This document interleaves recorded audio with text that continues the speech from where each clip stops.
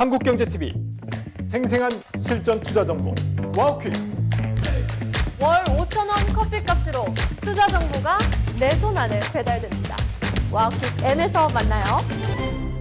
네, 지금 상승 탄력이 적다고 섭섭해할 일은 아닌 것 같습니다. 코스피 지수가 무려 10거래일 연속 사상 최고치를 경신하면서 오늘도 사상 최고치를 경신했기 때문인데 이러한 상승 랠리가 언제까지 이어질 수 있을지 이런 가운데 투자 전략은 어떻게 세워봐야 할지 고민을 좀 해보겠습니다. 오늘 이 시간 현대차증권의 김재승 연구위원과 함께합니다. 어서 오세요. 안녕하십니까. 네, 1월 증시를 정말 긍정적으로 보고 계시잖아요. 예. 정말 이런 속도라면은 5천선 진입도 코앞인 것 같다 이런 느낌도 들고 있는 상황입니다. 맞습니다. 일단은 1월 중에 5천선 돌파 가능성을 어떻게 보고 계신지 궁금하거든요. 이미 4,800선이에요. 맞습니다. 사실 저는 1분기에는 5천선을 도달할 수 있지 않을까라고는 보고 있습니다. 네. 글로벌 유동성 확대 환경, 거기에 메모리 반도체 수요 급증에 인한 여기에 바탕으로 코스피가 5천선을 1분기에는 도전할 수 있지 않을까라고 보고 있는데 이 과정에서 투자 심리와 머니 무브가 가팔라진다면 1월 달에도 좀 가능성은 있을지 않을까라고 보고 있습니다. 거기에 가장 큰 바로미터가 될 수 있는 것이 전 29일에 발표되는 SK 하이닉스의 4분기 실적 그리고 삼성전자의 확정 실적이라고 보고 있습니다. 사실 시장의 예상치가 상당히 높아진 상황이긴 해요. 이번 실적에 대해서. 네. 그렇지만 이것을 뛰어넘는 정말 큰 서프라이즈를 보인다면 시장은 애널리스트들은 이제 그런 전망치를 상향 수정하고 그 과정에서 코스피가 추가적인 강세를 보일 수 있지 않을까. 그래서 1월 달에 5천선이 가능하지 않을까라고 보고 있습니다. 그렇기 때문에 29일에 실적 발표에 주목할 필요가 있다라고 보고 있습니다. 네, 삼성전자, SK하이닉스의 실적이 중요한 것이 우리나라의 실적 증가분을 대부분 차지를 하고 있기 때문이 아닐까 싶습니다. 며칠 전에 나온 보고를 보자면은 올해 코스피 상장사 주당 순이익 EPS 증가율이 세 개의 주요 증시 가운데서 1위를 차지할 것이다. 여기에 기여를 하고 있는 것이 삼성전자, SK하이닉스 한 기여율이 70% 정도 되더라고요. 이 부분에 대해서도 설명을 좀 해주시죠. 사실 이것을 어떤 분들은 쏟아서 너무 안 좋은 게 아니냐라고 보시는 분들도 있지만 저는 반대라고 생각하고 있습니다. 이만큼 반도체의 슈퍼 사이클이기 때문에 그 과정에서 이익이 증가하는 건 당연하다. 네. 그렇기 때문에 이번 코스피의 강세장의 가장 기본은 이런 반도체 어닝 성장이라고 볼 수 있을 것 같고 그렇기 때문에 쏟았다고 보다기보다는 슈퍼 사이클이다라고 해석하시는 게 맞다고 보고 있습니다. 저는 그렇기 때문에 이런 강세장에서는 중요한 것은 얼만큼 이것을 맞게 어떻게 전망치만큼 실제로 실적 발표가 잘 맞아떨어지는지가 주목할 필요가 있을 것 같고 또한 중요한 것은 최근 코스피와 반도체 업종에 대해서 밸류에이션이 좀 싸지는 경향이 있어요. 네. 어닝이 성장하는 것만큼 주가가 안 따라가고 있는 모습들이 보이고 있거든요. 그렇기 때문에 시장에서는 이런 경계감, 쏠렸다는 경계감도 이미 일부 반영하고 있는 게 아닐까라고 생각하고 있고 그렇기 때문에 건전한 강세장이다라고 해석할 수 있을 것 같습니다. 네, 건전한 강세장이다라고 말씀해 주셨는데 지금 뭐 반도체주에 대한 지금 투자 심리는 여전히 긍정적입니다. 간밤에 TSMC의 실적 발표를 통해서도 우리가 확인을 해봤고 필라델피아 반도체 지수도 연일 사상 최고가를 경신하고 있는데 지금 미국 같은 경우에는 특히나 엔비디아의 H200 칩과 관련해서 추가 관세 이야기가 나오잖아요. 얼마 전에 여기에 대해서 행정 서명에 또 서명을 하기도 한 상황인데 이 부분은 반도체에 어느 정도의 이슈가 되겠습니까? 사실 저는 영향이 거의 없다고 보고 그래요? 있습니다. 예. 이것은 이번에 행정 서명 같은 경우는 미국에 온 그런 반도체에 대해서 중국으로 수출될 때 네. 관세를 매긴다고 했던 것이기 때문에 이미 시장에서는 반영했던 부분이라고 볼 수 있을 것 같고 사실 대부분의 투자들은 이번에 미국에서 AI 슈퍼 사이클이 발생하고 있는 것에 대해서 이런 메모리 반도체 수요 증가 이런 것들 생각하고 있는 것이지 중국에서 매출이 발생할 것이라는 기대감은 이미 접고 있었기 때문에 거기에 관세를 추가한다고 해서 크게 영향은 없을 것 같습니다. 또한 우리나라 투자들이 걱정하는 부분들은 우리나라 수출품들이 반도체 수출품들이 미국으로 갈 때 관세가 네. 매겨지지 않을까라는 걱정을 하시는 것 같은데 사실 트럼프가 11월 중간 선거를 앞두고 물가에 정말 예민하게 반응하는 것 같습니다. 그렇기 때문에 물가에 영향이 큰 이런 반도체에 대한 미국으로 들어오는 관세를 추가할 것이라는 우려는 접어두시는 게 맞는 것 같습니다. 네, 그렇다면은 여기에 대해서 중국의 지금 입장은 어떻게 보고 계신지 궁금하거든요. 중국 같은 경우에도 H200 칩 만약에 수입을 할 때 세관에서 통관시키지 말라. 그리고 기업들에 대해서도 꼭 필요한 경우가 아니면 구입하지 말라 이런 이야기를 하고 있잖아요. 4월에 있는 미중 정상회담을 앞두고 뭐 협상 카드를 만들기 위한 티키타카의 과정이다. 이렇게 이야기가 나오긴 하고 있는데 이 부분도 별 별 큰 관심은 없을까요? 반도체 업계에서는? 저도 똑같이 말씀드릴 수 있을 예. 것 같습니다. 영향이 없을 것 같다고 보고 아, 있고요. 예. 결국엔 시장에서는 어떻게 기대하고 있냐, 그리고 기대를 만족시켰냐, 아니면 더 서프라이즈를 보이냐, 이쪽이 중요한 것인데 이미 중국으로 가는 매출에 대한 전망치 자체가 존재하고 있지 않기 때문에 네. 오히려 없었던 수출이 생긴다면 서프라이즈로서 기대감이 높아질 수 있겠지만 지금은 이미 중국에 수출할 것을 전망하고 있지 않았기 때문에 빗장을 걸어 잠근다고 해서 그것이 영향이 클 것인가라고 생각하고 있지 않습니다. 지금 슈퍼사이클은 오롯이 미국으로 가는 수출에 미국으로의 데이터 센터 그런 확장 이런 것들에 대한 것이기 때문에 네. 뭐 중국에 대한 매출 이런 것들은 크게 영향을 받을 것 같지 않습니다. 네, 여전히 반도체에 대한 센티멘트는 좋을 것이다라는 말씀이었고, 그리고 미국 이야기를 조금 더 해보자면은 상호 관세와 관련해서 위법 여부를 판단하는 판결이 계속해서 지금 주말부터 미뤄지고 있는 상황이잖아요. 언제 뭐 발표될지 아직까지는 좀 감감무소식이긴 한데 이 부분도 시장에 미치는 파장은 크지 않을까요? 사실 이렇게 대법원이 판결을 늦게 네. 하고 있다는 것 자체가 고민하고 있다는 거고 그만큼 파급력이 크기 때문에 장고에 빠졌다라고 볼 수 있을 것 같고 네. 그렇기 때문에 오히려 트럼프 쪽에 약간 좋은 의견이 나오지 않을까라는 기대감도 오히려 커지는 것 같습니다. 사실 이번에 트럼프 관세 그런 판결이 무효화가 된다 하더라도 사실 시장에서 영향이 거의 없을 것 같아요. 이미 트럼프 행정부 안에서는 어떠한 방법을 통해서라도 지금의 관세를 유지하겠다. 다른 방법도 정말 많거든요. 인간의 그런 상상력은 풍부하기 때문에 다른 방법들을 통해서 똑같이 관세를 부과할 수 있습니다. 그렇기 때문에 이번에 대법원의 판결이 무효화가 되더라도 관세가 사실 영향은 거의 없을 것 같다. 왜냐하면 똑같은 관세 정책이 유지될 것이기 때문에 오히려 반대로 트럼프의 관세 정책이 무효화가 안 된다면 오히려 그건 서프라이즈로 기록될 수 있겠지만 무효화 된다면 다른 방법을 통해서 똑같이 할 거기 때문에 영향은 없을 것 같다라고 보고 있습니다. 네, 그리고 외환 시장의 변동성 확대에 대해서 도움 말씀을 좀 들어보면 좋을 것 같거든요. 미국의 또 재무장관이 우리나라 외환 시장에 대해서 언급을 하면서 어제 같은 경우에는 달러화에 대한 원화 환율이 하방 압력을 강력하게 받았는데 오늘은 또 스물스물 올라오고 있는 상황이거든요. 일본 같은 경우에도 또 일본에서 구두 개입성 발언이 나왔는데 원화와 엔화의 약세 기조 자체는 지금 흔들리지 않고 있는 거겠죠. 사실 단기적으로 봤을 네. 때는 이런 심리적인 측면에서 이런 베센트 장관의 발언이 심리적인 측면에서는 원화 약세 압력을 좀 완화할 수 있다고는 생각하고 있습니다. 네. 사실 우리 원화 약세 요인이 여러 가지가 있는데요. 가장 첫 번째는 구조적인 것들, 수급적인 것이라고 할 수 있을 것 같습니다. 수급적인 요인이 있을 것 같고 두 번째는 거기에 더해서 심리적인 요인들이 영향을 미치고 있는데 거기에 또 하나가 엔화 약세에 연동되고 있다. 이 세 가지라고 볼 수 있을 것 같은데 베세트 장관의 이런 발언들은 결국에 심리적인 측면에서 원화 약세 압력을 조금은 완화시킬 수 있을 것 같다라고 보고 있습니다. 거기에 엔화 약세가 좀 진정되는 것도 도움이 될 것 같고요.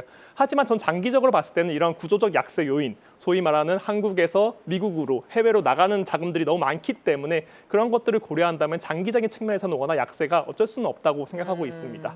네, 원화 약세 국면은 이어질 수 있을 것이다라고 말씀을 해주셨습니다. 이렇게 원화 약세가 이어지고 뭐 부동산이라든지 내수 경기도 좀 문제가 되다 보니까 한국은행도 계속해서 금리를 동결할 수밖에 없는 상황인데 지금 통화정책 방향 결정문에서도 금리 인하 문구가 사라졌고 소수 의견도 지금 없는 상황이잖아요. 이에 따라서 얼마 전까지만 하더라도 올해 그래도 한 차례 정도 금리 인하가 가능하지 않을까라고 많이들 전망을 하셨는데 전망이 좀 바뀌셨어요? 어떻습니까? 저희는 이미 올해 인하하지 않겠다라고 전망을 이미 하고 있었기 때문에 사실상 이제는 인하 자체가 없을 것 같다라는 전망이 맞는 것 같습니다. 네. 사실 어제 한국은행이 말했던 것처럼 환율, 부동산 그리고 우리나라에 살아나고 있는 경기 이 세 가지를 고려한다면 더 이상 기준금리 인하는 없을 것 같다 올해라고 보시는 게 맞을 것 같고요.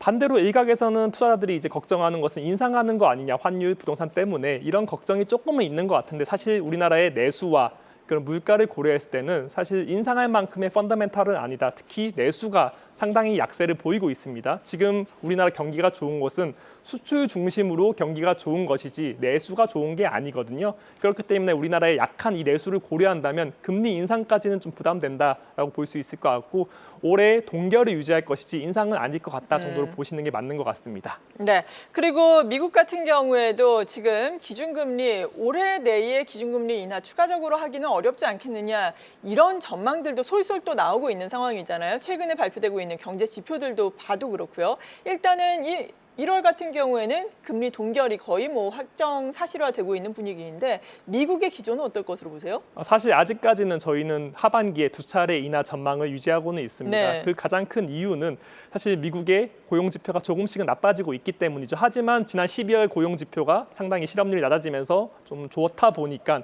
이렇게 미국 경기도 좋은데 실업률도 나아지고 있네라고 하다 보니까 기준금리 인하 안 하는 거 아니야라는 좀 기대감이 커졌던 것 같습니다. 하지만 미국의 고용 지표 악화는 사실 구조적으로 좀 진행되고 있는 부분이기 때문에 일시적으로 좀 회복되는 모습을 보이더라도 약세를 보일 수밖에 없고 그 과정에서 하반기에 기준금리가 인하되지 않을까라고 보고 있습니다.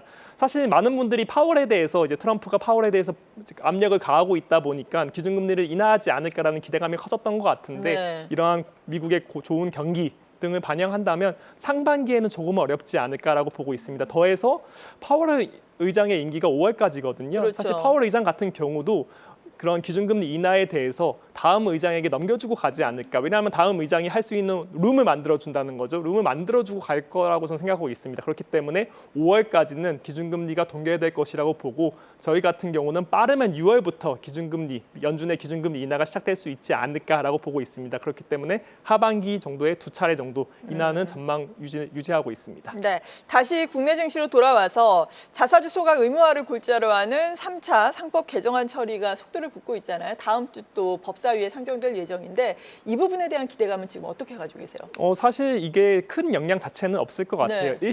일부분에 영향을 미치는데 이것이 지주 또는 증권 업종에는 영향을 미칠 수 있을 것 같습니다. 자사주를 많이 가지고 있는 업종에 네. 대해서는요. 그렇기 때문에 이런 업종들은 실질적으로 영향을 받을 수 있겠지만 다른 업종들은 크게 영향이 없을 것 같다라고 할 수 있을 것 같습니다. 하지만 장기적인 측면에서 봤을 때 우리나라가 코스피 5,000, 5,500, 6,000을 계속 가려면 결국에 머니 무브가 발생해야 되거든요. 머니 무브의 주체가 누구냐? 개인 투자로 갈 수 있을 것 같습니다. 개인 투자들이 돈을 더 이상 서학개미 또는 부동산에서 끌고 와서 동학개미가 되어줘야 되는데 사실 그중에 가장 큰 우려가 하나가 과연 우리나라 기업들을 믿을 수 있냐, 거버넌스를 믿을 수 있냐 이런 측면이었는데 이런 3차 상법 개정이 일어난다면 어떻게 보면 투자자들이 조금 더 믿을 수 있는 국내 증시가 될 수 있을 것 같고 그 과정에서 코스피가 조금 더 갈 수 있는 룸들이 열리지 않을까라고 보고 있습니다. 이건 장기적인 측면이고요. 그렇기 때문에 단기적인 측면에서는 지주와 증권 같은 일부 업종에밖에 영향을 미칠 수 없을 거라고 보고 네. 있고 장기적인 측면에서는 이제 머니 무브의 활성화로 인해서 전체적인 증시 업사이클 이 경우 또 반영할 수 되지 않을까라고 기대는 하고 있습니다. 네, 그렇다면 일단 단기적으로는 지금 지주사라든지 증권주 최근에 많이 움직였는데 맞습니다. 이들 종목을 지금 사야 한다라고 보세요? 저는 맞다고 보고 있습니다. 네. 사실 첫 번째로 가장 중요한 것은 반도체를 가지고 가야 된다라는 게 가장 중요한 투자 전략 중 하나고요. 왜냐하면 반도체를 비싸졌다 보니까 안 사시는 분들이 있는데 네. 반도체는 우리 코스피 안에 40% 정도 차지하고 있거든요. 그만큼은 가져가시는 게 맞다라고 보고 있고 왜냐하면 이것을 안 가져갔을 때 나타나는 그런 충격들 소위 말하는 아쉬움들이 너무 강해지기 때문이죠. 그럼요. 그렇기 때문에 반도체는 가져가되 나머지를 뭐로 채울까 해서 네. 저는 증권 업종 같은 경우도 상당히 매력적이다라고 보고 있습니다. 왜냐하면 코스피가 2,000선에서 4,000선까지 왔잖아요. 그만큼 코스피가 강세를 보인다라는 것은 증권업 자체가 상당히 좋은 환경을 마련해 주고 있다는 거거든요. 그렇기 때문에 증권업에 대해서도 상당히 좋게 보고 있습니다. 네, 그렇군요. 반도체는 가지고 가야 할 필수다라고 언급을 해주셨고 증권주도 긍정적으로 본다. 이 밖에도 채울 수 있는 종목군은 어떤 걸로 보세요? 제가 올해 투자 전략으로 말씀드렸던 부분 중 하나로서 일단 반도체를 무조건 가져가고 거기에 추가적인 주도 업종인 반도체와 함께 가는 것이 항상 있습니다. 바로 전력이라고 할 수 있습니다.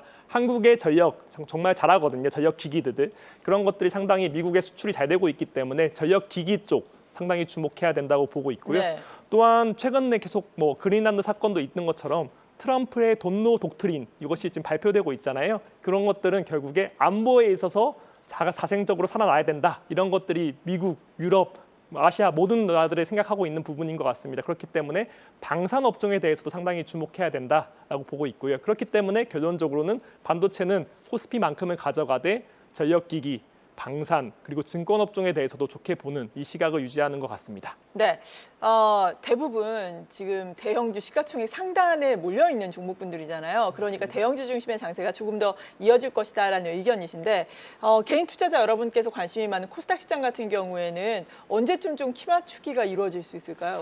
첫 번째로 말씀드릴 부분들이 개인 투자자들이 생각보다 코스닥보다도 지금 대형주 많이 하고 있습니다. 요즘에 요즘에 네. 많이 하고 있기 네. 때문에 상당히 잘하신다라고 볼 수 있을 것 같고 네, 너무 좋죠. 코스닥에 대해서 어떻게 보냐에 대해서 말씀드리는 부분은 코스닥은 어쩔 수 없이 바이오와 2차 전지 비중이 높습니다. 네. 그렇기 때문에 로봇 같은 것들도 들어있지만 비중이 아주 크진 않고요.